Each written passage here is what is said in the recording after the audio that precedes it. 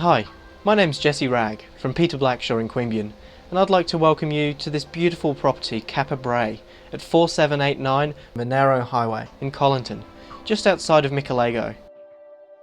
The property is a reflection of the love that the owners Robert and Barbara have for the land. Barbara has kindly agreed to explain why they chose to participate in a conservation agreement, wildlife refuge, and numerous other programs on the property. Here's Barbara to share some further insights. I come from the land originally, and my family for many generations have been on the land. There's a whole line of pioneer women, very strong, courageous women behind me, and I sort of feel if I wouldn't be doing homage to them if I didn't protect the land. And the way I saw we could protect it is by having this conservation covenant. There are benefits to us in having a conservation agreement on our property, and they come in different forms. A very important one is having access to expert people who can guide us in what we're doing on the land and give us suggestions on how we can better improve that procedure or project.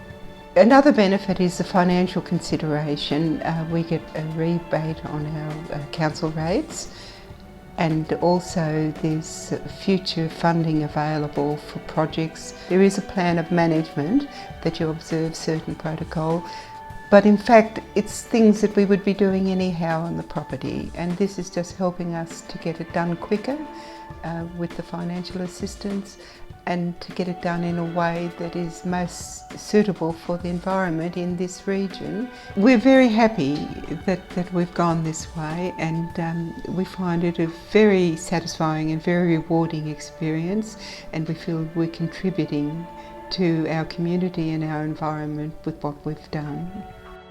The significance of a wildlife refuge for me is protecting animals, birds and plants that are particular to an area that don't occur anywhere else. So it's like a little time capsule within a particular area. I see it as an important part of my journey through life to have created a wildlife refuge on this property. On a personal level, I have had an attraction to animals my whole life. I love animals. What I've seen over my lifetime is a whole species disappearing, never to be found again. And every so often there's a large hurrah because we found something that was so rare we thought it was extinct, and we find we've still got a breeding colony somewhere in Australia. And I'd like to think that we could have that here on our property with a wildlife refuge. We've also successfully bred gang parrots on this property, and they're endangered as well. There's a lot of endangered and threatened species, in fact, on this property. Down at the dam, the Australian little grebe, it's nesting there, and they're an interesting bird. When they're young hatch, they carry their young on their back, and these skip across the water. Yeah, they're Australian grebes. You know, the little stories I could tell about echidnas and their funny little ways and things like that. We've had an echidna come to the back door to drink water out of the dog's water bowl. It's exciting to see that something you believe in so strongly is actually working, and that's powerful stuff. Yellow box is a species that occurred prolifically in this area, and over the years people found it was very good for burning, so they used it for their wood fires, and hence the decline in the species. So we're encouraging regeneration of that particular tree, and we're having great success. And partly that's because of the help we're receiving as well, fencing off areas from stock and grazing and so on. It's a very attractive tree, it's a very hardy tree, and it's part of federal government stewardship in which the property owner is paid to help with projects to protect the species. The property itself is 170 acres, and it's predominantly the conservation area, which is very important to us. We actually operate a farming business from this property, and we find this system works very well because we're protecting the environment, but we're also contributing to a financial income from the property as well.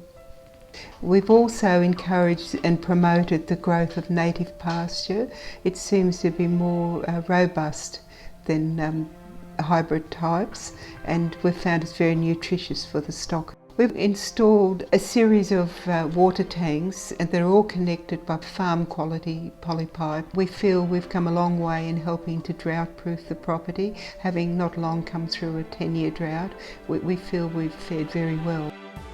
I've done research on the cottage. It was one of several railway workers' cottages built between Queanbeyan and Coomera in the mid-1880s, say 1886, 1887.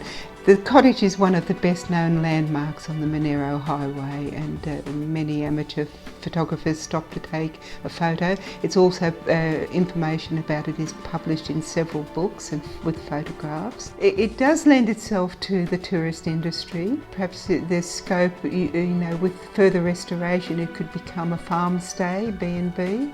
It could become a little tea room because you've got the highway right at the front. There's your customers straight away. That would be under the auspices of the Coomera Shire Council. There's something very exciting could be done with the cottage. It's with great reluctance that we're actually putting the property on the market at the moment. We've been here since 1995, and in that time we've seen incredible changes on the property. We've done that ourselves. We've taken a weed-infested virgin bush block and we've turned it into a very economical and very productive parcel of land. And that was achieved by many, many years of very, very hard work, and we feel we're leaving the land in a far superior and far more prosperous state than when we bought it all those years ago. And we feel we should have started this project about 20 years earlier. Thank you, Barbara. As you can see, this property really is in a class of its own. To find out more, please call me, jwragg from Blackshaw, Queanbeyan, and it will be my pleasure to show you this property personally.